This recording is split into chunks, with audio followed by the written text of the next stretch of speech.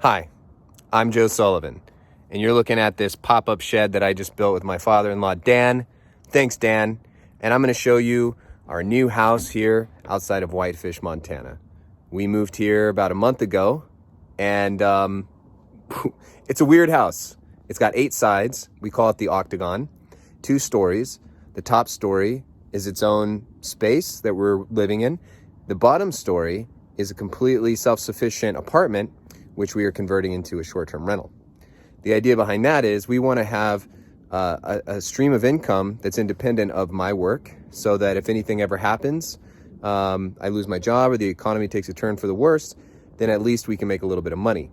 We chose this specific geographical location outside of Whitefish because we think it can bring guests year-round.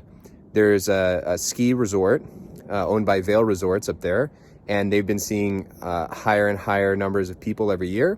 And about 35 minutes away is the entrance to Glacier National Park. So we'll get visitors in the summer as well. Let's take a quick look at the property before we go in the house. I'm not going to give you a full tour of the house today. I really just want to give an update on where we're living, why we're living here, how we got here, etc. So I'm standing on the deck of the top story here, the second story. That's the shop. The person who built this house and built the shop was a serious mechanic, and there's like cranes up there, like he was lifting engines out of cars, and apparently the foundation is extremely strong and deep into the ground. So that shop has been really cool.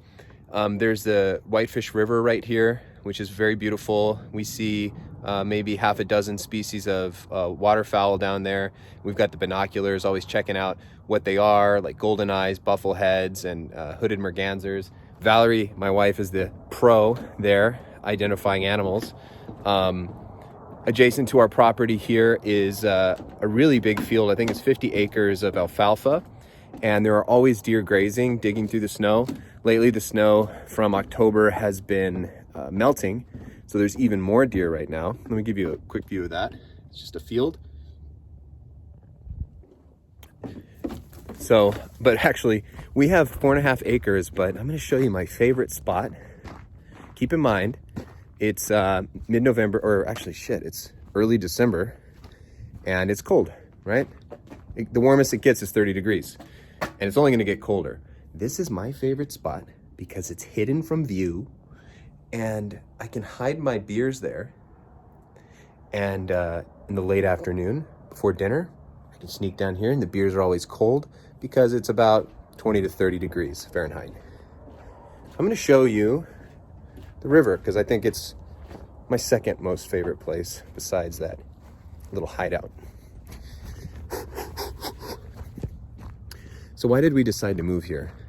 For about 5 years or more, Valerie and I have been wanting to move to this area of Montana because it's so close to Glacier National Park, and we are conservationists and outdoor enthusiasts, and we just want to be closer to nature. And we had been looking at properties and to live, and we kept putting it off, waiting for the right deal. And then when COVID-19 happened, we moved out here to live with Valerie's parents, and lo and behold, this deal popped up and we really liked it, and interest rates were low, so we decided to make a move. And because we love nature so much, the fact that this has this river on the property, we couldn't refuse, even though the house is an octagon. Downstairs, we're converting it into its own short-term rental unit that we will rent on Airbnb.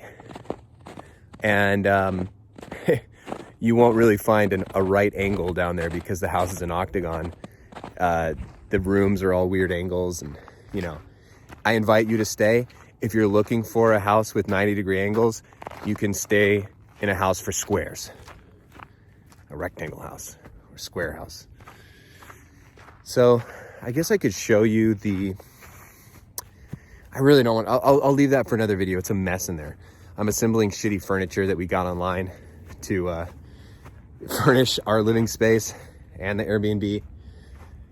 And it's just a mess. There's boxes and parts everywhere, and our little 1-year-old has toys all over the ground. And similar to how I grew up, in a construction zone. So that's the update. Love y'all. Bye.